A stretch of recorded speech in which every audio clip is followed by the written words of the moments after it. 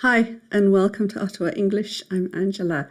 In this video, I'm going to give you 3 sample answers for CELPIP Speaking Task 2. This is the personal experience task where you're asked to talk about something favourite, some kind of an experience, a variety of things. So in this video, we're talking about favourite things. And the task asks you to speak for 60 seconds, so a full minute. In this question, we'll start with talking about a favourite book that's made a lasting impression on you. And what was the book, what was it about, and what did you like about it? Here we go, 60 seconds. I'm going to talk about a book called Collapse that has had a really big impact on me because it has changed how I think about a lot of things. The book goes back through time, looking at what caused past societies to collapse. In analysing those failed societies, it identifies 5 things that played a significant role in their destruction.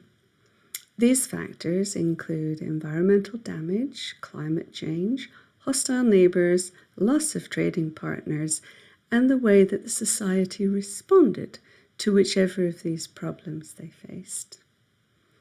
What really struck me about this book was that the leaders in most of these failed societies were far more focused on the short-term things they could do for themselves than in the long-term interests of the society that had given them their power.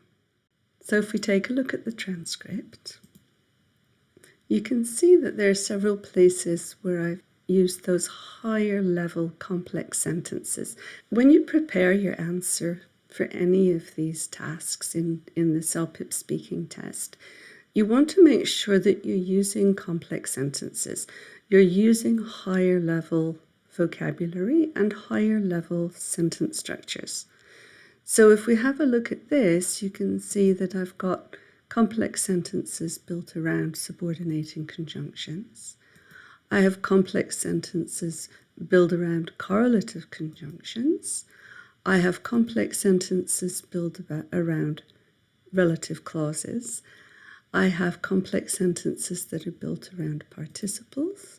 I have complex sentences that are built around a parallel. And all of those things really count toward a higher score, because that's how we define higher level language skills. Okay, so let's take a look at the second sample answer for a personal experience. And in this one, I'm talking about my favourite place. So the prompt is, talk about a place you like to go. Where is it? What do you do there? And why do you like it? Again, you've got 60 seconds. So here we go. Start speaking now. I'm going to talk about the small forest behind my house because it's my favourite place to walk my dog and reflect on life, the universe and everything. The little forest belongs to a local farmer who doesn't mind me walking on his land. It's about 100 feet deep and 400 feet wide, so not really big enough to get lost in, but plenty large enough to enjoy being at one with nature and breathing lots of fresh air. Most of the time, I walk around looking at the tracks that animals and birds have left during the night. Sometimes I sit down on a rock and just enjoy the stillness. What I like most about the forest is the quiet. No one else walks there. So apart from the occasional mosquito during the summer, the only sound is my foot cracking a newly fallen twig. If we take a look at the transcript of my response, you'll see that again I've used a range of complex sentences. I have my subordinating conjunction. I have complex sentences built around correlative conjunctions. I have some that are built around relative clauses, some that are built around participles, one that's built around a parallel. And I have some that are built around gerunds. As you practice your responses, really try to build out your complex sentences if you need to get that higher score. In this third favourite item, I'm going to talk about a favourite recipe. And so the speaking prompt is talk about a favourite recipe. What is it? How do you make it? And why do you like it? I've got 60 seconds to do this. So start speaking now. I'm going to talk about the cinnamon rolls that I eat for breakfast every morning because they are a staple that set me up for a great day. I first learnt to make cinnamon rolls when I worked with a baker, Bob, at a camp in Sweden. Bob showed me how to make the best rolls with the simplest of recipes, which involves making a basic bread dough by combining yeast, flour, water, syrup and butter, leaving that dough to rise 3 times before rolling it out, sprinkling it with cinnamon, brown sugar, butter and vanilla sugar, and forming the buns. The real trick to the most gorgeous cinnamon rolls is baking them in a hot oven for a short time so that they don't dry out. The reason I like them so much is that I don't have to start my day with decisions about what to eat for breakfast. If we take a look at a transcript of my response, you can see that again I've got my complex sentences going.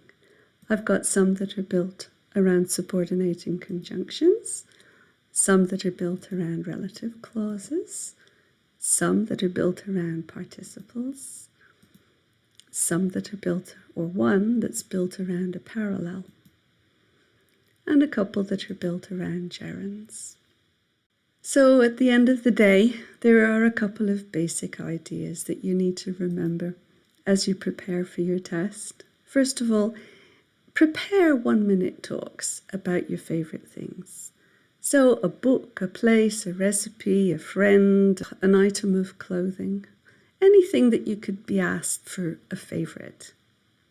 If you're preparing for your CELPIP test and you need a little bit of help, keep in mind that working with a tutor turns your passive learning into active learning.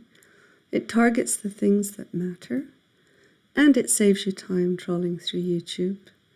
You can reach me at 613-614-6460, or you can email me at angela@ottawa-english.com.